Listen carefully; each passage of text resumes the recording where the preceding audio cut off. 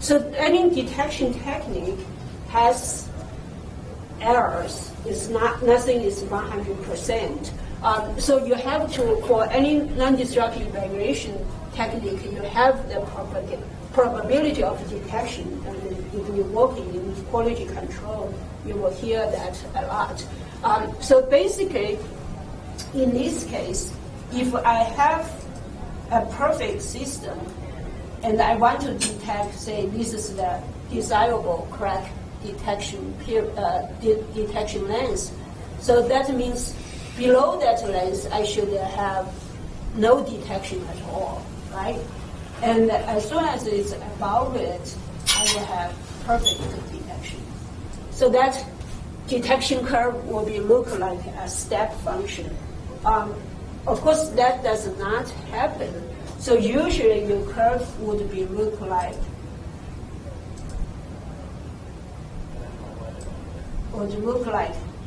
this curve over here. So what that means is when your crack is short, you will have no detection. But as your crack length gets close to that critical length you want, you start to detect it, even though the crack has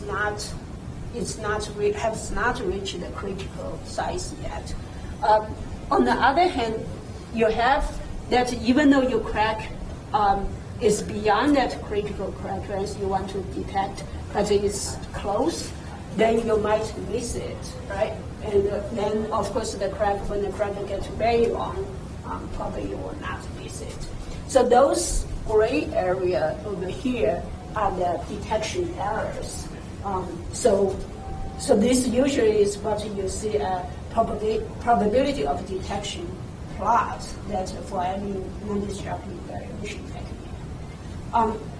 So if you assume you have say n specimens, you can divide that specimen into two parts. N1 is the one that has defect, I believe, and N2 is the one that do not have defect. So usually that's how you evaluate or you assess a non-destructive evaluation technique, is you have a bunch of samples, you already know whether they have defect or not. You pass that through the inspection and to see how well does the NDE technique perform. So N1 has defect and the N2 has no defect. Then for N1, there's a true outcome, right? Either its crack is detected, so that is good, so that's the correct rejection, or crack are not detected. So that means that crack, that defect product actually went to pass through the examination. Of course, that is a safety concern, right? So that's the type 2 error, is things that is supposed to be detected is not, and that end up in the production line that could cause safety problem. So on the other side, you have for the specimen that without crack, it could be, ideally, you should not detect any crack in them, and they are perfect. So this is correct exception. But the error could be that you mistakenly identify those parts have crack, and then you will reject them. So that's the false rejection. And that gives you, of course, that error is causing economic problems because that will affect your yield. The perfect operational part gets rejected because of the mistake made by the non-destructive evaluation. So really, based on these 4 blocks, you can do probability of detection, which is the sensitivity of detection that you can detect the crack apart this crack. Probability of recognition is that part that you can pass a part that does not have crack. So those are the 2 things. Fourth score which is this, is that there's no crack, and you detect a crack. So that's false probability. And then the accuracy of the observer, of course, is the first two, which you detect where the crack is supposed to be, and then where there's no crack, you don't detect it. So based on the results, basically you pass the part through the NDE, you evaluate how much was correctly detected, so how much was not, and then you fit it into the box. So then you can calculate the probability. Okay, and usually you want to put a plot like this. So in this case, the y-axis is probability of detection, and the axis is the false call probability. So that's a type 1 error. On the right-hand side is type 2. So you have this box. If you have a monkey, so you guys hear the story about the monkey, right? The famous monkey. The monkey always, they can pick stock, right? The chance that stock will go up or go down when the monkey pick it is 50%. Okay. If you employ the monkey as a non-destructive evaluate expert, the monkey will have 50% chance of detecting the crack or not, right? So that basically is a random process. The monkey is the flag holder of the randomness.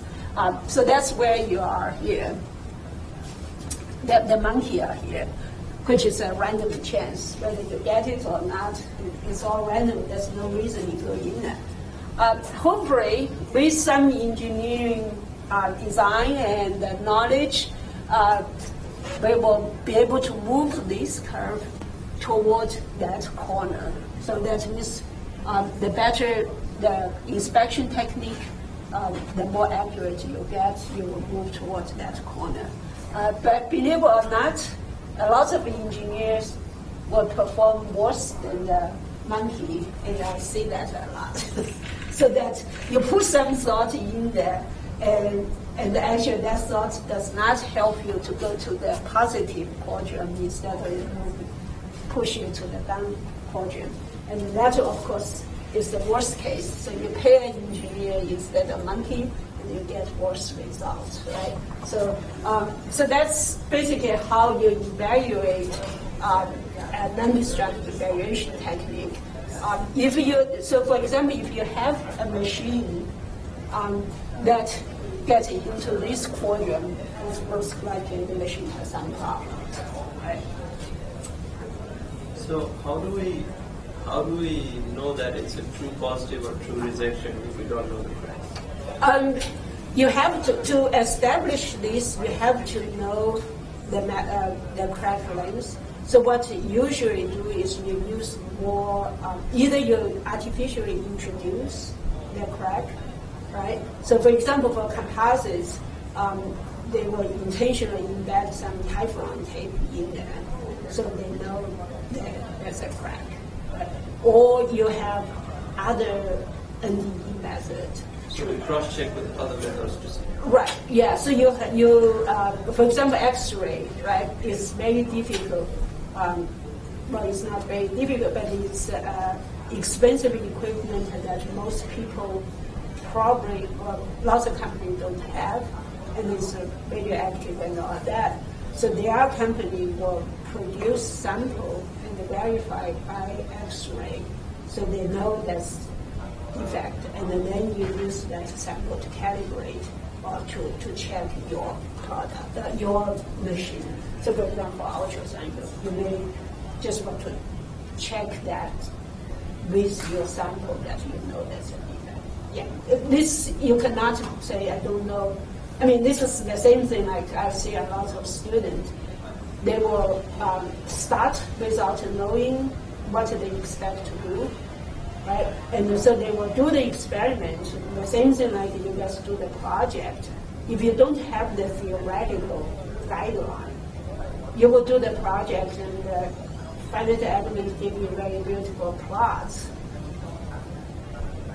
You cannot do anything about it. You cannot draw any conclusion from the results. You don't know whether you made a mistake in setting up the finite element, or your result is correct, or you made a mistake in analyze the data, right? So that is kind of in the dark. So the same thing like this, if you don't know that sample has damage or not, you don't know whether you can trust the result. Okay. Okay, so the detection liability for the U.S. Air Force usually is, so this is the curve we saw, I draw the yellow curve you have. So your NDE limit size is over here, and for each of these, of course, this is just average, you would have probability distribution. Usually you want to have a 95% confidence on that. So you have 90% detectable. So basically, if you have to evaluate NDE method, that's what this curve what you want to set up. So you have samples with different damage size, and then you establish this average curve and that probability distribution curve. And then based on that, you choose the point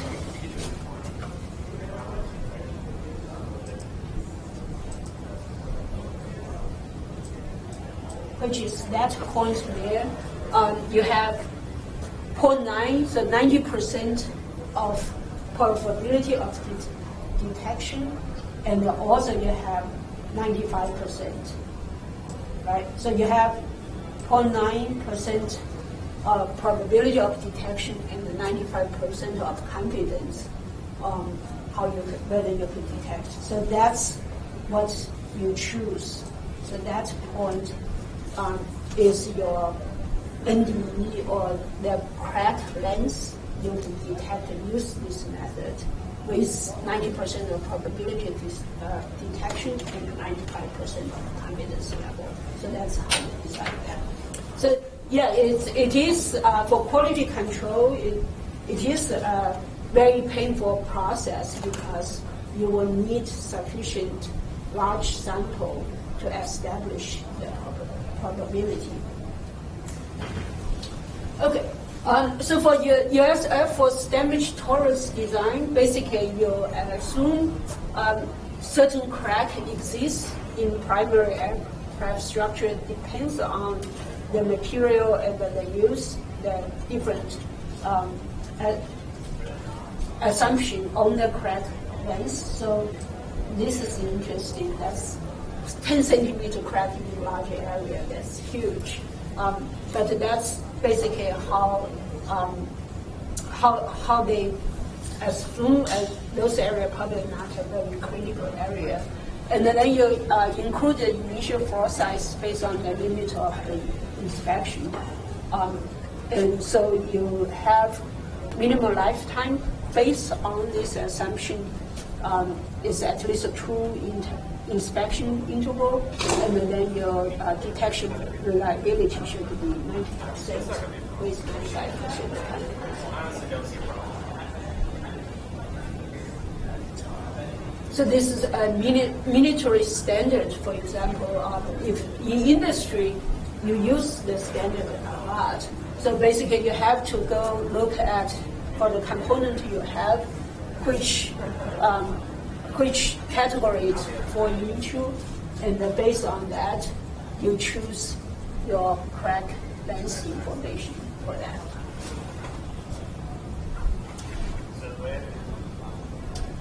So basically, this is the process for fatigue life prediction. You set up your initial crack size, either based on your NDE technique or proof testing, and then you need to know how to calculate K, right? Because that is what we use for the Paris law.